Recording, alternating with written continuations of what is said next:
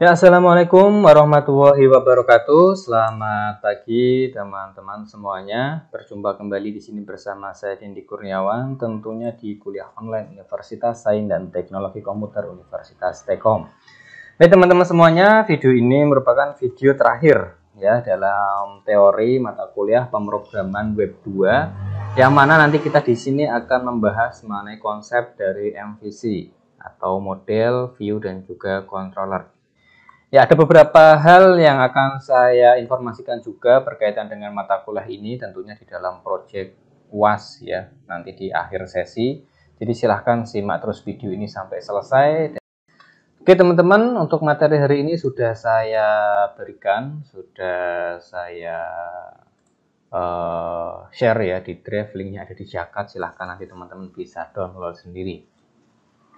Ya, teorinya cukup sederhana, cukup padat, cukup ringkas, tapi nanti ada beberapa modul praktikum yang mana nanti teman-teman silahkan jika mau ingin mencoba, silahkan dicoba dipraktekkan. Ya, oke, mari kita mulai dari MVC. Ya, sebenarnya apa sih MVC itu? Ya, seperti yang ada di dalam judul video ini, ya, MVC itu merupakan singkatan dari model, view, dan juga controller. Ya. Pola arsitektur pada perancangan perangkat lunak berorientasi objek. Nah, tentunya teman-teman sudah pernah mendapatkan mata kuliah pemrograman berorientasi objek. Ya, di mana pembuatan atau strukturnya itu menyerupai kehidupan nyata ya yang ada di dunia ini. Ya, jadi dia memodelkan dari pemrograman itu berdasarkan objek-objek. Nah, kemudian memisahkan antara tampilan, data, dan juga proses. Seperti di dalam namanya. View, model, dan juga controller. Ya, view berkaitan dengan tampilan, model berkaitan dengan data, dan controller itu berkaitan dengan proses. Ya. Nah, ini contoh teman-teman, jika pembuatan program secara struktural, di mana koneksi database-nya, kemudian juga mengenai view-nya, tampilannya, ya, kemudian juga pemanggilan lagi mengenai modelnya, ya, atau penghubungan ke dalam SQL database, dan juga ada view lagi di bagian sini, semuanya bercampur ya, semuanya bercampur, tidak dipisah-pisahkan ya, nggak pisahkan. Misalkan koneksi database ada bagian line 1 sampai 100, kemudian view-nya itu nanti pada bagian 101 sampai line terakhir, tidak seperti itu, tapi saling tumpang tindih. Kalau kita lihat hasilnya tidak rapi ya, apalagi nanti ketika digunakan untuk membuat project yang cukup kompleks. Nah, ini tentunya akan membutuhkan banyak line ya, akan membutuhkan banyak sintak, sehingga nanti ketika ada update ataupun ada error, ketika ingin memperbaiki atau ingin mengupdate, ya itu agak sedikit kesulitan. Ya, untuk mencari line-nya itu ada di bagian berapa, sintaknya itu ada di line berapa. Ya, kalau programnya masih sederhana, masih cukup ringkas ya, tidak begitu kompleks, itu sangat mudah sekali kalau prosedural. Ya, tapi bayangkan kalau menggunakan prosedural, membuat project yang sangat kompleks, yang mana terdiri dari misalkan puluhan ribu baris. Ya, puluhan ribu baris. Ya, nanti kita harus mencari, memilah satu persatu ketika ada error ataupun ketika ada update. Ya. Misalkan di baris 1500, ya, kita scroll dulu 1500. Nah, nanti terhubung 1500 itu terhubung ke bagian line yang lainnya, misalkan di 9700, ya 730 misalkan. Nah, akan mengalami kesulitan kalau seperti itu. Nah, maka dari itu dibentuklah suatu pemrograman berorientasi objek, yang mana dia dibuat sedemikian rupa untuk menyamakan ataupun untuk mengimplementasikan seperti di dalam dunia nyata. Ya, jadi ada apa aja objek-objeknya nanti. Ya, misalkan tombol, ya objek tombol itu nanti tombol itu biasanya memiliki apa sih? Tombol memiliki warna backgroundnya, kemudian teksnya, warna teksnya, kemudian juga memiliki padding, ya, radius, misalkan nanti tidak mau dibuat lancip, ya dia dibuat agak sedikit tumpul, agak sedikit oval gitu ya, sudut-sudutnya. Nah, ada beberapa atribut ataupun ciri ya, atau atribut itu istilahnya itu sifat yang dimiliki oleh si tombol itu. Nah, contohnya tadi sifatnya itu ya yang saya sebutkan, ada warnanya, ada marginnya, dan lain sebagainya. Dan juga tombol ini memiliki fungsi. Ya, ketika diklik, dia akan mengarah kemana. Dan tombol ini fungsinya untuk apa? Untuk menghapus atau untuk mensubmit. Ya. Oke, kembali lagi di sini prosedural, di mana dia dibuat atas prosedur. Ya. Jadi antara database, kemudian juga presentasi atau view, itu semuanya saling tumpang tindih. Ya, istilahnya campur mencampur. Nah, berbeda dengan menggunakan MVC, yang mana di sini dikelompokkan menjadi 3 bagian. Ya, meskipun nanti di bagian framework itu tidak hanya 3 ini teman-teman, tapi masih ada bagian-bagian yang lainnya. Tapi konsep utamanya adalah seperti ini. Model, view, dan juga controller. Yang mana model ini bagian untuk berkomunikasi dengan database. Isinya ya perintah-perintah sintak-sintak SQL. Ya. Kemudian controller ini bagian utama yang mengatur, yang memproses apa request dari klien, apa request dari pengunjung web kita. Dia meminta data apa, mengklik tombol apa di sana, mengunjungi apa dia, apakah mengunjungi menu, apakah mengunjungi profile, apakah mengunjungi view data, atau yang lainnya, atau edit data, hapus data. Ya. Kemudian view, ya, di view ini yang nantinya akan ditampilkan di komputer atau di web browser klien pengguna. Ya. Jadi dia di sini yang cocok itu seorang yang pinter untuk mendesain web. Ya, desain web nanti masuknya ke bagian view ini. Ya, berkaitan dengan tampilan nantinya. Ya, bagaimana dia harus pinter untuk membuat tampilan menjadi menarik, ya terkesan menjadi familiar. Ya, ketika dikunjungi itu tidak membosankan. Seperti itu. Ya, ini konsep utamanya dari MVC ya. Di mana model berkaitan dengan data yang ada di dalam database, controller berkaitan dengan proses, dan view berupa tampilan, termasuk juga inputan. Karena nanti si user, ya, si klien ketika ingin membuka halaman data dosen misalkan, ya, dia harus mengklik tombol yang ada di view, kemudian mengirimkan ke proses. Baru si controller ini meminta model tolong carikan data dosen. Ya, si model ini mencari di dalam tabel yang ada di dalam database data dosen.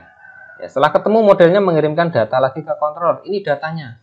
Ya, si proses ini mengembalikan ke view. View ini data dari dosen. Ya, ini data dosennya. Silahkan tampilkan. Nah, view ini sudah menyiapkan form khusus untuk menampilkan data dosen. Jadi form kosong di sana. Dan form itu nanti juga bisa digunakan oleh data-data yang lain, data mahasiswa ataupun data yang lain sebagainya. Ya. Oke, kenapa harus menggunakan MVC? Organisasi dan struktur kode. Ya, jadi semuanya itu terorganisir. Ya. Nah, ini sangat mudah teman-teman ketika dikerjakan dalam sebuah tim. Ya, karena nanti ada bagian-bagian sendiri seperti yang tadi saya katakan. Di bagian view itu yang cocok adalah si orang yang paham ataupun yang mahir di dalam desain web. Ya, kemudian yang controller ini ya mengenai sintak-sintak yang lebih rumit lah istilahnya ya. Ya, si view itu nanti yang penting dia bisa mendesain dengan bagus, ya. Tapi si controller ini yang paling utama, ya istilahnya gajinya yang paling banyak ya berarti ya. Kalau si model berarti dia berkaitan dengan database, paling familiar dengan database. Terus pemisahan logik dan juga tampilan, ya logikanya, prosesnya juga tampilannya dipisahkan, sehingga nanti ketika ingin mengupdate, ingin mengedit isinya atau ya ada keliruan, ya kita cukup di bagian tampilan aja. Ya, misalkan kita ingin mengubah warna ataupun mengubah gambarnya, logonya, kita cukup membuka, mengeditnya di bagian tampilannya aja, di bagian view-nya saja. Tidak usah membuka pada bagian yang lain. kecuali nanti ketika ada penambahan penambahan atribut, misalkan di bagian sana misalkan awalnya tidak ada nomor WA, sekarang dikasih nomor WA. Yang gitu kita harus membuka dua ya. Yang pertama view, kemudian juga modelnya juga harus diubah. Ya, tapi bagian-bagiannya nanti ada khusus ya. Terus perawatan kode. Nah, ini juga yang barusan saya jelaskan ya, termasuk pengupdatean itu, perawatan kodenya lebih mudah menggunakan MVC. Implementasi konsep OOP yang sudah dipelajari. Teman-teman sudah pernah kan mendapatkan pemrograman berorientasi objek? Sudah pernah belum nih?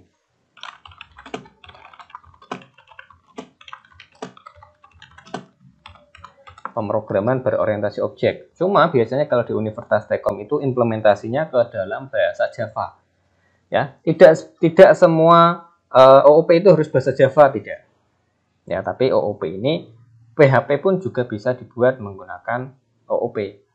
Ya, jadi nanti kita mencoba ya mengalihkan dari Java yang biasa teman-teman pelajari ke dalam PHP ini.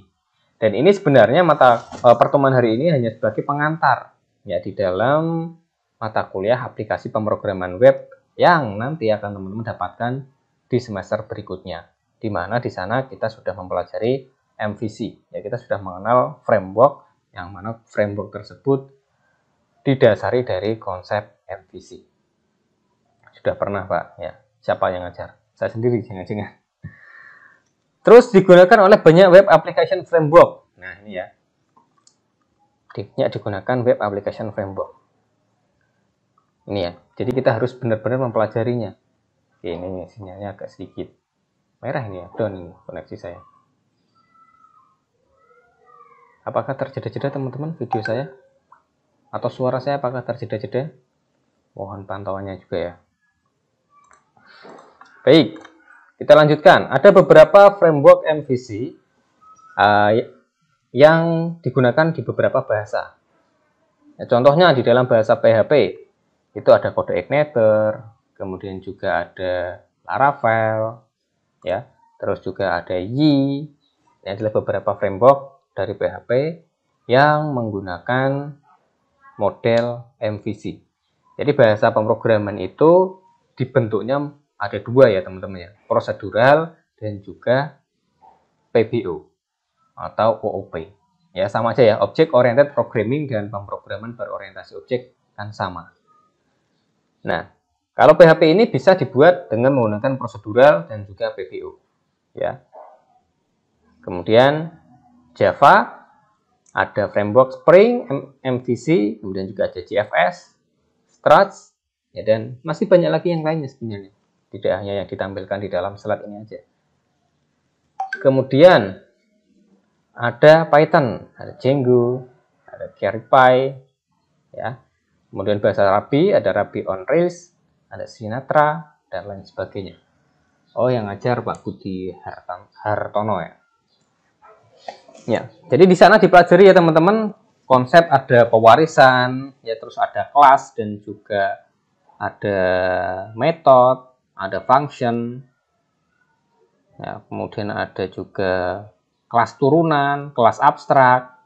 Nah, itu semuanya sebenarnya mengimplementasi dari kehidupan nyata, mencontoh dari kehidupan nyata. Di mana misalkan induk kelas, si ibu ya memiliki sifat ABCD. Nah, si ibu ini memiliki anak kelas. Nah, anaknya itu juga memiliki sifat yang sama dengan si ibunya, memiliki sifat yang ABCD tadi. Tapi si anak kelas ini tidak perlu mendefinisikan ulang, tidak perlu dijelaskan ulang bahwa si ibu, anak A ini memiliki sifat ABCD. Ya. Nah, barangkali ibu ini memiliki 10 anak kelas. Ya. Kalau satu kelas kita mendefinisikan ulang, oke lah, nggak apa-apa. Tapi kalau 10 kelas mendefinisikan ulang bahwa kelas ini memiliki metode, misalkan namanya apa, kemudian jenis tipenya apa, terus kulitnya warnanya apa, ya, ciri-cirinya bagaimana, memiliki metode apa saja. Nah, bayangkan 10 kali kita menulisnya, ya, bisa menghemat waktu juga, gitu ya. Nah, terus ini di dalam bahasa JavaScript juga ada Angular, ada Rich, ada Backbone juga ya. Oke. Ini konsep MVC seperti tadi, ya, lebih pahamnya. Model itu representasi pengetahuan, ya, mengelola data, logika bisnis. Ya. Semuanya berkaitan dengan database. Sedangkan controller itu perantara antara model dan juga view. Istilahnya itu kayak bagian otaknya gitu ya. Menangani pemrosesan pada aplikasi, menangani aksi dari user. Usernya itu minta apa? Ya, user itu yang menggunakan aplikasi kita, yang membuka web browsernya. User atau kliennya, yang membuka web kita lah gitu ya. Meminta apa dia? Meminta data yang diinputkan tanggal sekian sampai sekian. Ya, view-nya nanti bilang si controller. Controller ini usernya meminta data yang diinputkan tanggal 1 Mei sampai 18 Mei gitu ya. Nanti controller memanggil model. Model tampilkan data yang diinputkan dari tanggal 1 sampai 15 Mei. Nah, model ini mengirimkan data, tapi masih berupa isinya aja. Ya, tidak satu paket isi dan juga wadahnya. Hanya isinya aja yang dikirimkan oleh si model dan ditampung di dalam array asosiatif. Ya, array itu nantinya ya dikirimkan ke view. Nah, view ini memiliki wadah. Ya, jadi view itu output apa yang dilihat oleh user. Representasi visual dari model, lapisan presentasi. Berupa outputnya.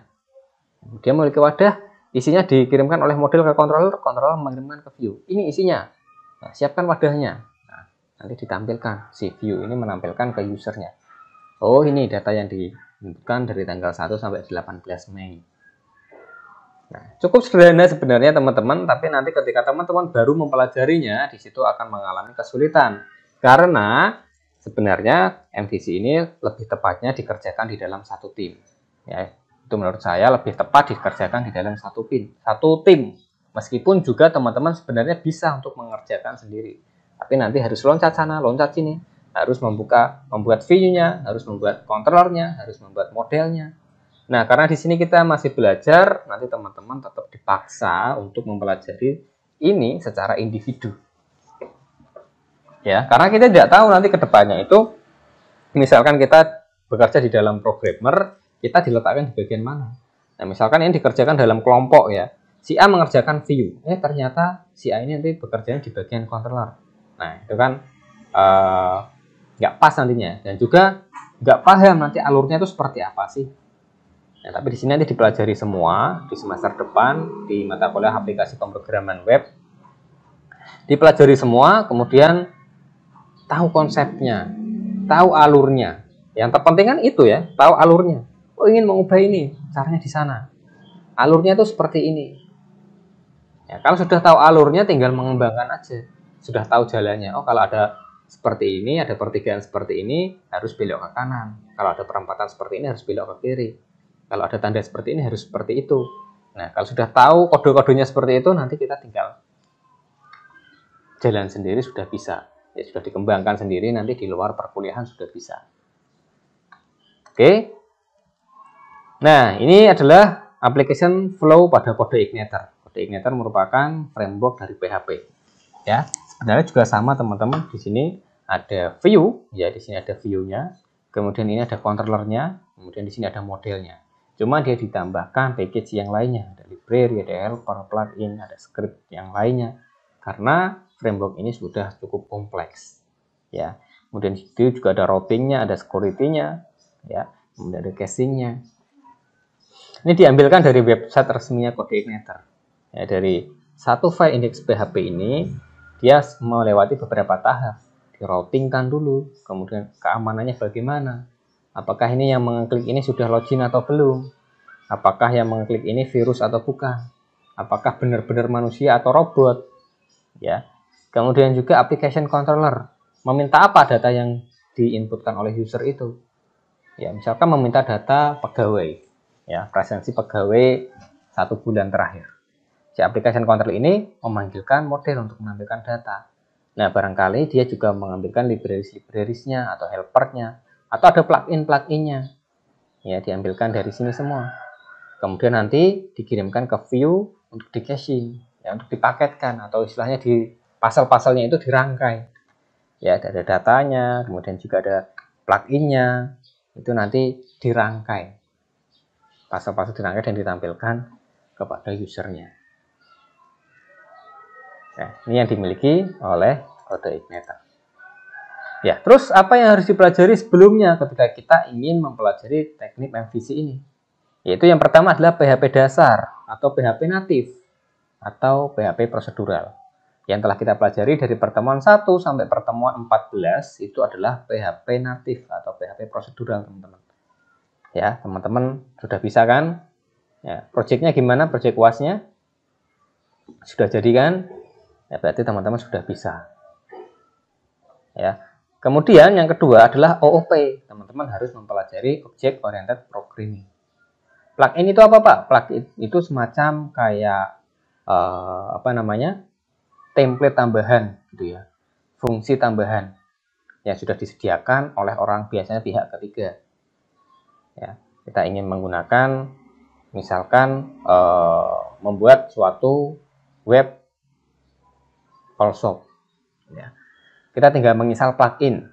Kita menginstal plugin ini, otomatis nanti view-nya itu sudah berubah semua. View-nya itu nanti sudah ada keranjangnya, sudah ada tampilan produknya. Di dalam masing-masing tampilan produknya itu ada tombol belinya, ya. Kemudian ada view detailnya. Nah, itu kayak semacam fungsi yang dibuat oleh orang lain dan kita tinggal mengambilnya aja. Kita tinggal memanfaatkannya aja. Oke. Dua hal ini teman-teman sudah pelajari bersama, ya. Jadi nanti di semester berikutnya jangan dilupakan, jangan seperti mantan teman-teman yang sudah nggak sayang dilupakan ya, begitu aja habis panis sepah dibuang ya. Jangan ya. Ganti semester teman-teman tetap harus mengingat ini, karena di semester depan teman-teman ada mata kuliah aplikasi pemrograman web, yang mana di sana sudah menggunakan framework. Ya, baik framework dari CSS yaitu Bootstrap ataupun dari PHP ini. Ya, kalau yang mengajar saya nanti ketemunya Bootstrap dan juga AutoIgniter. Ya. Oke teman-teman, di sini ada contoh. Silahkan nanti teman-teman bisa untuk mempraktekkan ya. Dan ini sekali lagi tidak dikumpulkan. Ya, tidak dikumpulkan bila mana teman-teman hanya ingin mencobanya, ya, mengimplementasikannya. Seperti apa sih OOP dan MVC itu? Nah, ini ada contoh modul praktikumnya. Di sini bisa di blok teman-teman, ya bisa di kopas jadinya. Ya, nanti enak ya. Oke, jadi di sana ada kelas sama seperti di dalam bahasa Java ya, pembuatan kelas, kemudian juga ada atributnya, ya. Atributnya ada nama, kemudian fungsinya apa? Ini nama fungsinya dan isinya apa? Ya, function itu isinya di dalamnya ada apa? Kemudian juga ada objek. Ya, saya yakin karena teman-teman sudah mendapatkan PBO, ya, saya yakin sudah tahu lah. Cuma hanya membedakan sintak-sintaknya aja. Ya, sintak-sintaknya di mana ketika menggunakan bahasa Java sintaknya seperti ini. Tapi menggunakan bahasa PHP sintaknya seperti itu. Ya, 11-12 saya katakan seperti itu. Ya, ada encapsulation atau pembungkusan, ya. Kemudian juga ada konstruktor dan destruktor yang mengembangkan untuk menyatakan metode konstruktor untuk sebuah kelas ya. Ya, misalkan function construct, kemudian function destruct, ada inheritance atau pewarisan, cara untuk menggunakan kembali kode objek yang ada ya, atau untuk mendirikan subtype dari objek yang sudah ada. Jadi istilahnya ada anaknya gitu ya. Ini contoh ya, ketika kita membuat hewan, di situ ada hewan itu kan ada jumlah kakinya, warna kulit. Nah, ini metodenya ya. Kemudian fungsinya ada berpindah. Cara berpindahnya itu bagaimana hewan itu nantinya? Apakah meloncat atau melari atau terbang ya, atau berjalan? Terus makanannya apa? Apakah daging, apakah tumbuhan? Apakah biji-bijian ya? Tumbuhannya itu nanti juga banyak, apakah biji-bijian? Apakah ada daunan? Nah, di mana di situ hewan ini nanti objek ya. Hewan itu kan termasuk objek ya. Dipecah lagi. Ya, ada kucing, ada burung, ada monyet. Ya, tapi yang memiliki metode yang berbeda kita tuliskan di bagian bawah. Ya. Karena kalau hewan itu tidak semuanya memiliki sayap. Ya, tapi pasti memiliki kaki, pasti memiliki warna kulit. Pasti berpindah dengan cara apa pasti dia memiliki. Jadi yang tidak dimiliki oleh semua hewan dituliskan, metodenya dituliskan di bagian bawahnya, di bagian pewarisannya. Ya, monyet kan nggak memiliki sayap, kucing nggak memiliki sayap, yang memiliki sayap hanya burung. Ya, jadi dituliskan di sini. Oke, ini contoh implementasinya. Kemudian juga ada final keyword, ya, ada metode juga, final keyword pada kelas abstrak. Kemudian juga ada object interface, ya. Jadi hanya mengulang kembali dari mata kuliah pemrograman berorientasi objek. Gambarannya seperti itu, ya, gambarannya seperti itu. Baik ya, paham sampai di sini ya teman-teman. Kemudian di sini saya akan membahas seperti yang saya informasikan tadi. Oh, tapi sebelumnya saya tanyakan dulu kepada teman-teman. Apakah ada pertanyaan? Teman-teman, saya akan membuka mengenai UAS-nya ya. UAS-nya ini sudah saya berikan belum ya? Oh, belum ya? Ya, saya sampai lupa ya. Ya, jadi silahkan teman-teman buka pertemuan 13-15 ini. 13-15 ya benar ya. Judul filenya 13-15. Oh ini sih. Yang satunya ya, yang sudah lengkap. Nah, di bagian halaman terakhir untuk proyek UASnya berarti tidak harus pakai MVC. Tidak ya. MVC-nya hanya pengenalan saja tadi. UASnya ini. Selesaikan program yang seperti barang di atas, namun dengan kasus yang berbeda. Modifikasi tampilan semenarik mungkin. Dan juga ini kemarin ada tambahan ya, menambahkan fitur juga mempengaruhi nilai. Nah, lihat pilihan pengumpulan ada 3 kemarin ya teman-teman. Yang pertama itu capture coding dan hasil ketika dijalankan. Berikan deskripsi teks pada PDF atau Word-nya. Ya, jadi yang saya nilai adalah seluruh fitur berjalan dan tampilan bagus serta ada fitur tambahan ya, atau ada fungsi tambahan. Misalkan kemarin kan belum ada register ya, teman-teman membuat register, itu juga mempengaruhi nilai. Yang nilainya minimal, minimal ini ya. Yang dikirimkan nanti lampiran link draft laporan project. Atau yang ketiga, seluruh fitur berjalan, tampilannya seperti milik saya, yang penting kasusnya berbeda, tidak ada fitur tambahan ya, nilainya A. Tapi dia harus online. Yang dilampirkan adalah web online. Ingat ya, web online ya, bukan local host. Kalau local host itu masih offline.